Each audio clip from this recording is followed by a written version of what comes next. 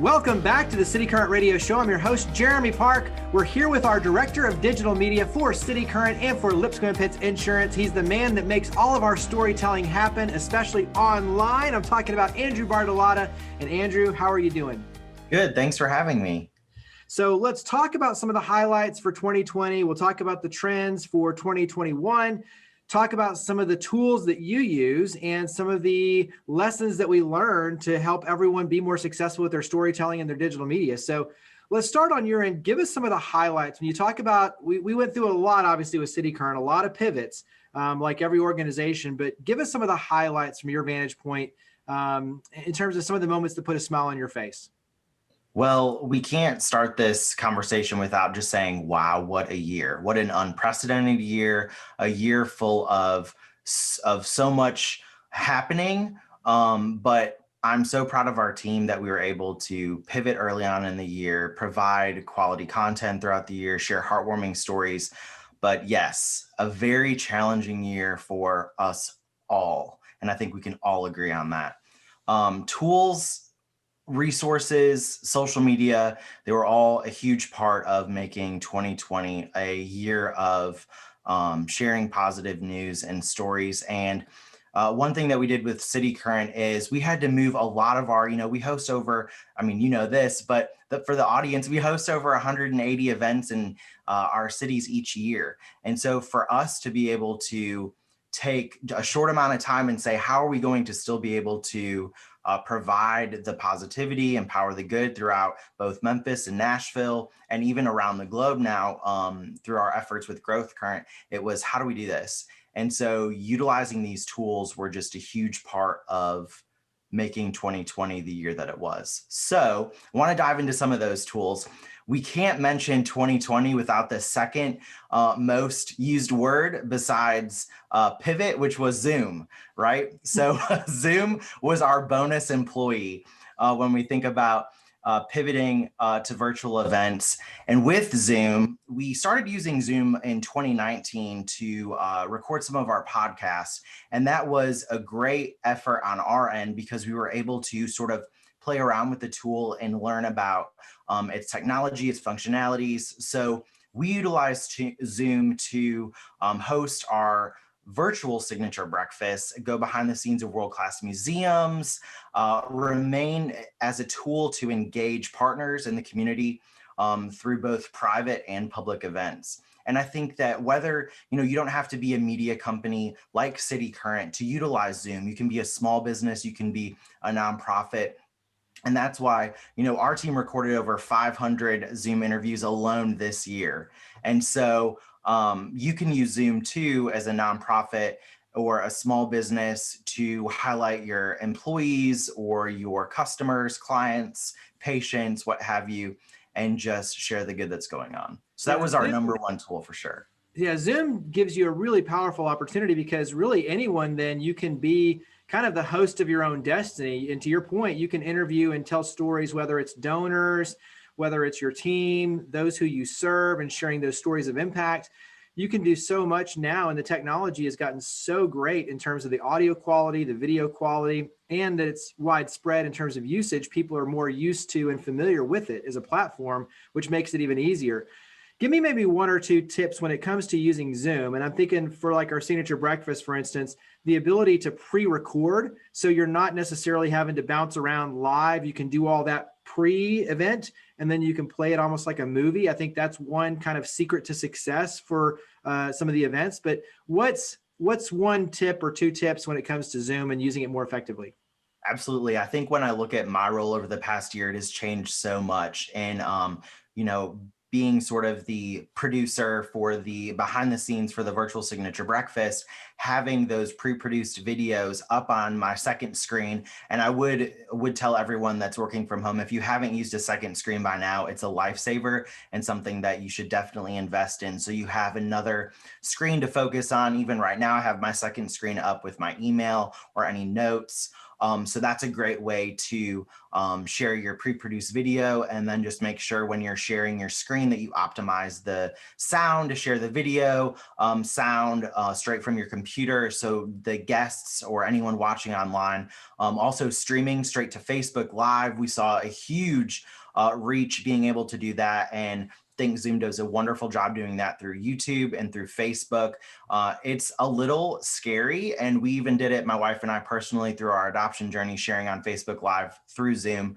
But once you do it, it's a lot of fun, and it allows for you to have those conversations and just a more engaging experience instead of a presentation. And that's something that even with our virtual signature breakfast, we've been able to have our speaker talk to so many more people and interact because we are using the technology. So I would say definitely utilize the optimize the screen, and then have some fun with the virtual backgrounds, green screen. Grab you a green screen off Amazon or what have you, hang it up behind you. Use Canva, which is my second tool we're going to talk about, to design some branded virtual backgrounds, or Zoom even has some, and a lot of other companies are sharing virtual backgrounds too that just make it fun and engaging to work from home. Yeah, absolutely. Go ahead and dive into Canva. Canva is a website that you turned me on to, and really it's a free resource in terms of opportunities to use graphic arts and all sorts of, to your point, like you can do the virtual backgrounds. There's so many different templates you can use, but dive into Canva.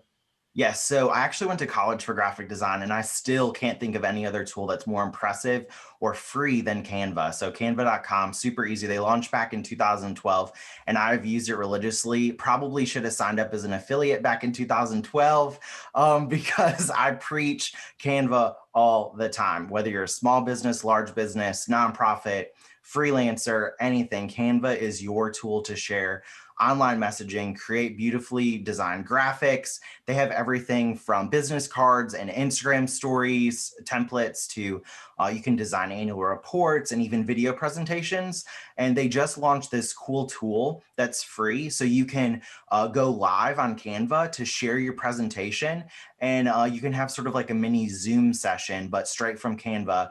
You can see your face in the corner, and you can present. So if you're a company and you're presenting a new product, or you're an entrepreneur and you're pitching, it's a great way, and you can go live. So canva.com. We use it here at cityCURRENT, Canva for Work, which is a paid subscription for our team in Nashville and Memphis to work together through our campaigns. And it is wonderful. Another piece of Canva that we started using more this year is to delete the background off of someone's say headshot or whatnot. And you can do it with one click in Canva. It took us hours in Photoshop. I may be exaggerating a little bit, but it took several minutes in Photoshop, where now it's just a click of a button in Canva. Yeah. Another site that you're a huge proponent of is Sendable. Talk about Sendable in terms of making life easy. Yes, Sendable is our social media scheduling software. It's been a lifesaver this year. I use this platform every day for our content calendar and for scheduling any posts, working on brand campaigns. And Sendable really helps you collaborate with your team. So even if you're a one-person communications team, you still may be working with an executive director, or you may have the development team. And so this way you can plan, post, and measure the success of any of your content on every platform. So it's your one-stop shop for social media scheduling. So I've used their draft functionality a lot in 2020 because of, oh, we can't post that, or, oh, here is something going on in the world, and we're not being empathetic if we post this type of content today. So maybe let's throw it in the drafts and let's post it later on. So they recently launched their 2021 social media holiday calendar, which is super cool. It has over 250 resources of like National Popcorn Day or National Take Your Pet to Work Day. And it's just another way for you when you get stuck and think, what am I going to post today? So Sendable has that. Talk about Kapwing. Kapwing is one that even for me, like it flies under the radar, but I think it's a Yeah. really cool one. Yeah, and so it's a newer tool. They're really fun. They're a young group that created this. They have over 70 tools and resources on their website, kapwing.com, and you can share video and meme content. So it's a generator to help you edit your videos, maybe share or edit.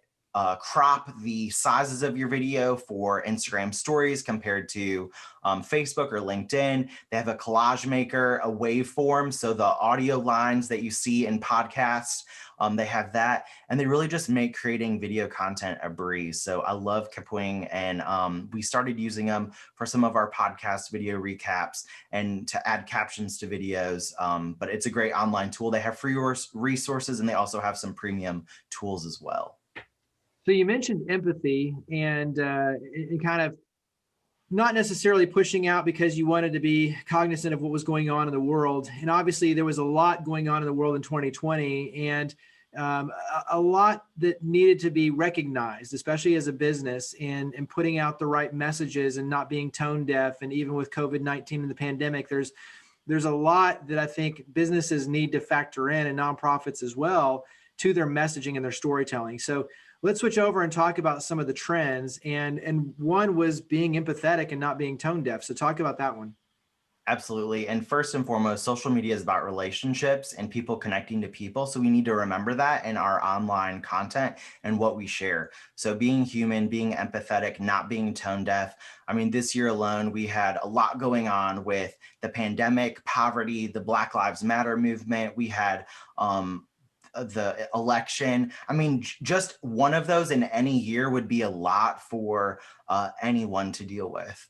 And so knowing that people are struggling and for you to be a reprieve for what's going on in the world and just being a place of positivity, that's what social media is for. And brands need to remember that if they do have scheduled programming or content, to when you utilize tools like Sendable or any scheduling software or even your content calendar, just be mindful that what the trends are in social media and what's going on in the world so you don't look tone deaf. Yeah. And I think part of that is just there's not an easy solution. You have to be paying attention. You have to be paying attention to what's going on in the world around you and also yourself looking at social media and making sure that what is putting out there resonates versus being tone deaf, which is really important in terms of not stepping on a landmine and self-destructing your business with virtually an accident.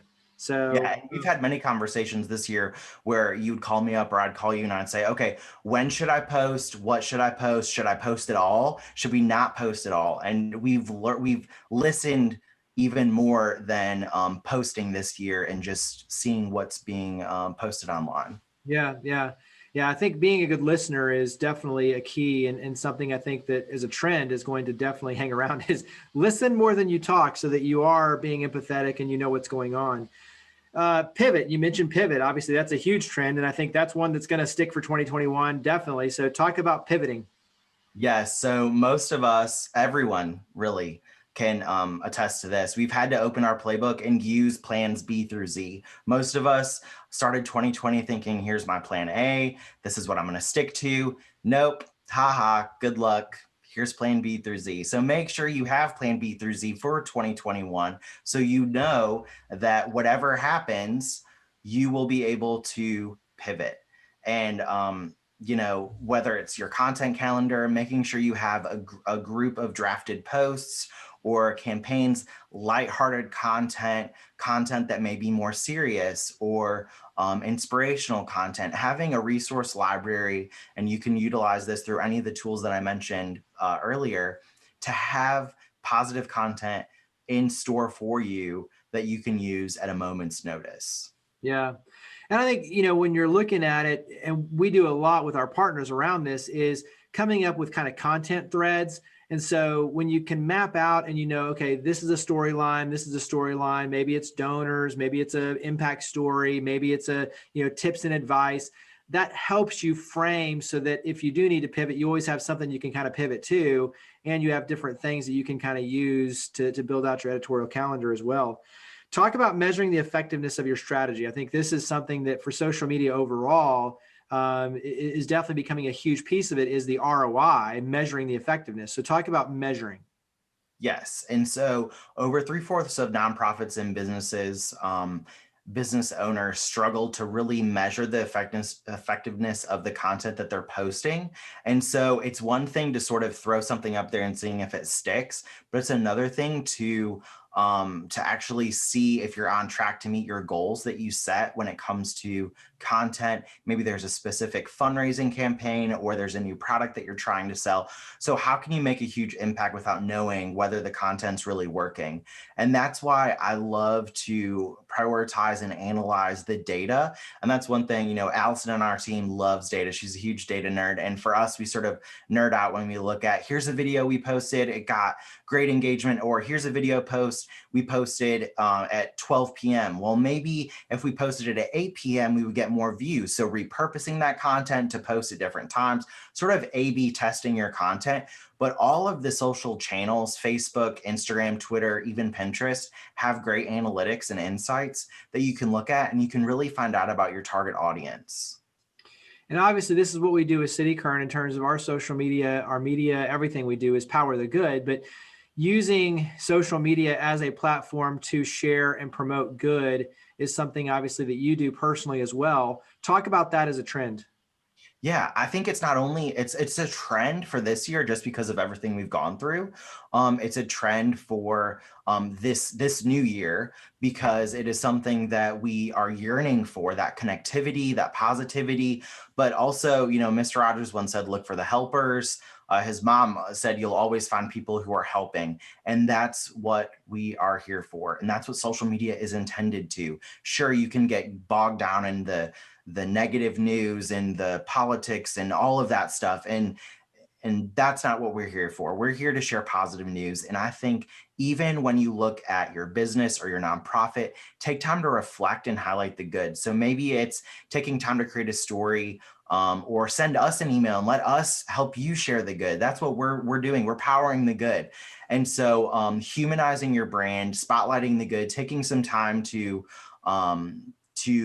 look, listen, like we said earlier, take that content, take those good stories. There's so many stories that need to be told, and it's all of our responsibility to help tell them. Yeah. So let's go back to the very first question. Give me one or two of your favorite moments from 2020. Oh, wow. So professionally, I think, like I said on the onset, I'm just so proud of our team. And I'm not just saying that because I'm biased, but it's because we were able to pivot and we were able to help others. And that's one thing that I love, knowing that at the end of the day, we were able to help businesses and nonprofits prioritize, share content, share positivity. That's been great. Personally, my wife and I are in the process of adopting. So during this month, actually, we will bring home a boy and girl newborn. So we're adopting twins, and we just are looking forward to it. Absolutely. Congratulations. That's for sure. So give us, for 2021, words of encouragement. Oh, words of encouragement. I would say here's to the moments of peace and gratitude. Here's to looking for the helpers, to highlighting those that are doing good, and never lose sight of the lessons that we learned throughout 2020. I think even personally, our life, we had death, unfortunately, we had divorce, we had a lot of things going on throughout our family and our circles, our spheres of influence. We had obviously the pandemic and people affected with the coronavirus. But for us, there were still moments of hope and moments of joy, even small moments of joy throughout that year. And so as we look in 2021, I think that we can know that the best is yet to come. Yeah, very well said. Wrap up with contact information. Where does everyone go to learn more about cityCURRENT, and also Andrew Bartolotta? All right. So I'm easy to find anywhere. Andrew JPG, Andrew JPEG on Twitter, on Facebook, LinkedIn, Instagram. And then you can find cityCURRENT at citycurrent.com. You can learn more about us at cityCURRENT on any social platform, and check out growthcurrent.com as well. Well, Andrew, love having you on the team. Thank you for all you do. Greatly appreciate it. Thank you for coming on the show. Thank you.